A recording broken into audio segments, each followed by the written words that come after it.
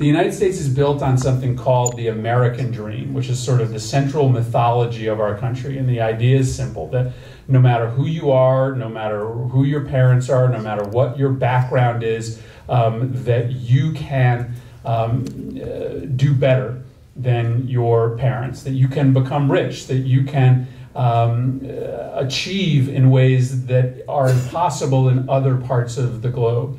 And yet today, that American dream is further away than ever before. The chances that you will do better than your parents today in the United States are dramatically lower than the chances were just 25 or 50 years ago. And so we do have these big questions to ask ourselves about how we restart economic mobility. And so we certainly should be looking to countries like Ukraine for some of those answers. If you're going to make big changes and big reforms, we should watch how they go. We should watch which investments you make that work and which investments you make that that don't work. And when I talk about foreign policy in the United States, I remind my colleagues that American foreign policy is only as strong as the American model is. People want to do business with us. People want to create alliances with us because they believe in what we created in the United States. And to the extent that some of the mythology around economic mobility is slipping away, then the attraction to identify yourself or ally yourself with the United States slips away as well. So a healthy America is part and parcel of a really strong foreign policy. And so we should be investing in economic mobility because it's the right thing to do for our people, but also because it helps our diplomats abroad as we're trying to strengthen our connections with other parts of the world. Go in the back. I'm with Demo, and I wanted to ask what do you expect of such trip to Ukraine? What is the main purpose you have here? And the second question is, what do Democrats expect of Ukraine in 2 years regarding our presidential election, and do such expectations correlate with the Republicans' expectations? Yeah, so, the reason that Senator McCain, who's a Republican, and myself came to Ukraine 3 times together in those early days during and after the Maidan was to show that despite all the divisions in Washington between Republicans and Democrats, that there is real solidarity between our parties on the question of support for Ukraine. I'm not saying there aren't some differences. I mentioned before that I would like to be spending more here on anti-corruption efforts than some others in Congress.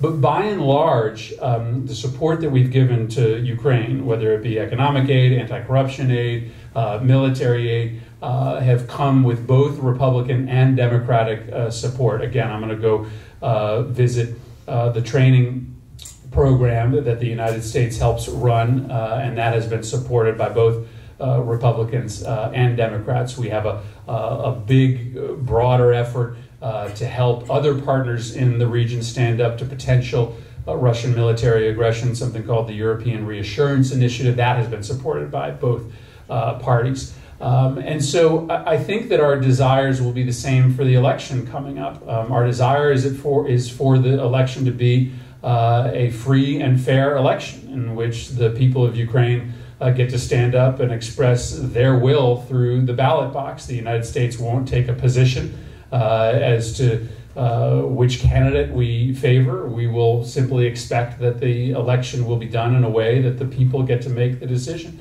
Now, we know there are big outstanding questions about who gets to vote given the occupation of large swaths of the country, and we will work with the government to figure some of those questions out. But I think our expectations on both sides of that will be the same. Again, my reasons for this visit are really to learn, which is why I don't mind when people here get up and make a statement in addition to a question, because I want to hear from you as well. As one of the leaders of the pro-Ukrainian movement in Congress, it helps me to be able to visit and then to come back and tell my colleagues about what's happening here, to talk about the enthusiasm of young people.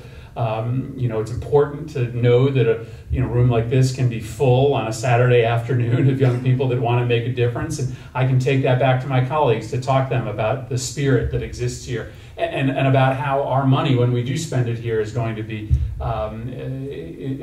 used well.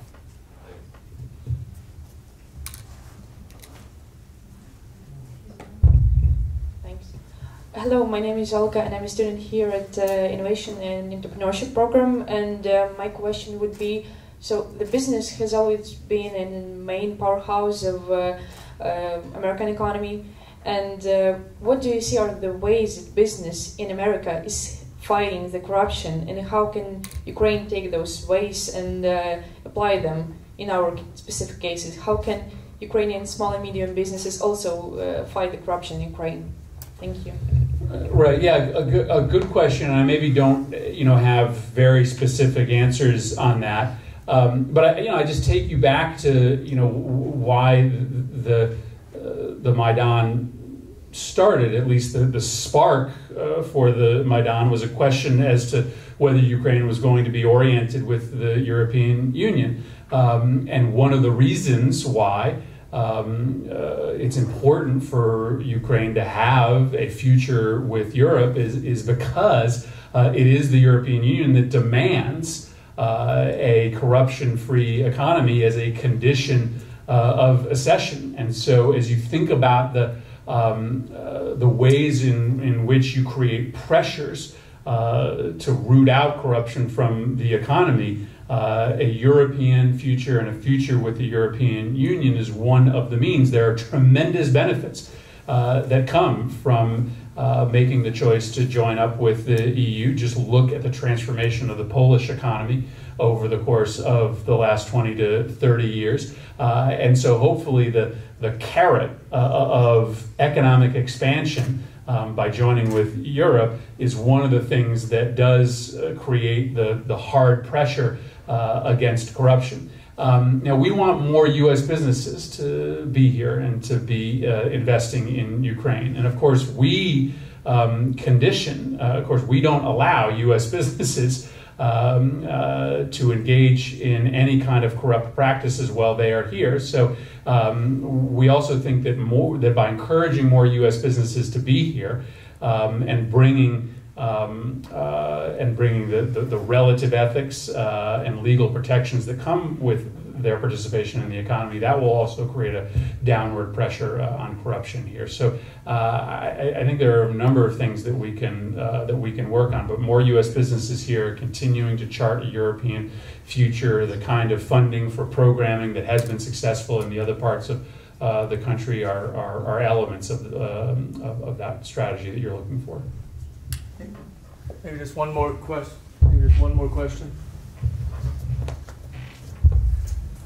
Hello. Hi. My name is Ryan. I'm a Georgetown University student on loan to UCU. Oh, great. Right now. I'm with some fellow former Peace Corps volunteers as well today.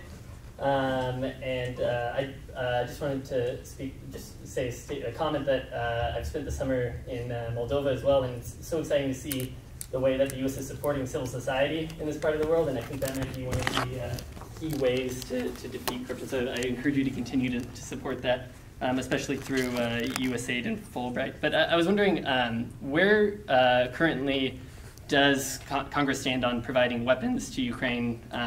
What's going to happen with that, and how, what should we be looking for as that goes forward? And is there a potential that providing weapons could make the situation worse in some way as well? Thank you. Yes, thanks. A good question to end on, because I want to double back on your first question of support for civil society. So the question of whether the United States provides advanced weaponry to Ukraine is still an open one. The administration is considering it. Congress has long been considering it. We would like to be on the same page as the administration. I think that the concern has always been that there is really no military solution to this crisis, and a increase of activity along the front that could be set off by a large-scale transfer of weaponry from the United States to Ukraine may not be in anyone's best interest. But it is a topic that is being seriously discussed and considered by both Democrats and Republicans. I will just tell you that personally, I have tended to favor a transfer of technologies that have not been previously provided. At the same time, I'm relatively sure that ultimately Putin doesn't want to militarily own this country. I don't think that his desire is ultimately to march on Kyiv. His desire is to create a permanent row of instability in order to just wear down this country so that they eventually cast their lot with a government that once again is in the pocket of the Kremlin. And so for that strategy to fail, you ultimately need a long-term commitment to economic health, economic growth, political reform, and the health of civil society. Because if Putin sees that there is no chance that he is going to wear down the Ukrainian people to the point where they just say, forget it, let's just put somebody like Yanukovych back in and call it a day, then his resources, then there will be real pressure from him to think differently. But right now, I think that Putin thinks there's a chance that the United States and the West will walk away from this partnership. And I think you continue to get members of Congress coming to Ukraine over and over again as a means of saying to Putin, we are not walking away from this commitment. We are going to continue to make this investment in civil society and your economy so that there is no chance that he ultimately wears down this country. And listen, I think in order to do that, we've got to rebalance the way in which we deliver help to Ukraine. So as I mentioned at the outset, we have made some new investments. We've set up this new Global Engagement Center, which is going to help empower local journalists to tell true stories. But one of the great things that happens when you empower local journalists is that they also uncover corruption. And they also tell the story of people who are stealing public money.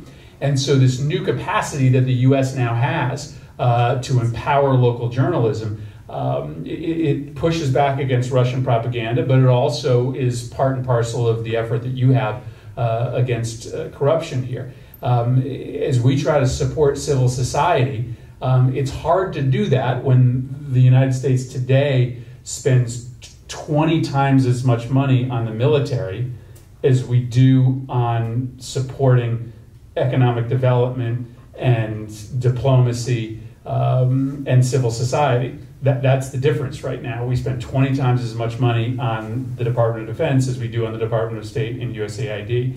And so if we want to support Ukraine, if we really want to make sure that Putin isn't ultimately successful, then we've got to do better in the United States about supporting things like the Peace Corps, supporting anti-corruption activities, supporting local journalists and local free press, supporting nonprofit organizations that are doing the anti-corruption work. We only have a relatively small amount of money compared to the money that we can use to buy weapons for the Ukrainian military today. And so it almost predetermines the solutions that we have because of the limited resources that we have for non-military capacities here in Ukraine and around the world. And that's one of the challenges that exists much more broadly in U.S. foreign policy today. So I hope that this will not be the end of our conversation. So I am one of the only U.S. senators who really knows how to use one of these things. So I do all of my own social media. So for any of you that are on Facebook and Twitter and Snapchat and Instagram, it's a great way to communicate with me because I'm one of the only senators who is doing his own Twitter account, who's doing his own Snapchat account, who's posting his own pictures on Instagram. And so you can communicate me with in a variety of ways, but I'm actually lucky to have a lot of people who connect with me all across the world via social media, and there's nobody better than you at doing that. So Chris Murphy CT is the way that you connect with me on all of those platforms, and I hope you take advantage of it. And again, let me just thank the university here for what they've done. Let me thank their benefactors for the tremendous investment that's been made in this campus. I'm going to hopefully get the chance to walk around it and see a little bit of it. And congratulations to you for choosing to be here, for choosing to learn more about how you can make a difference. Let me just reiterate what I said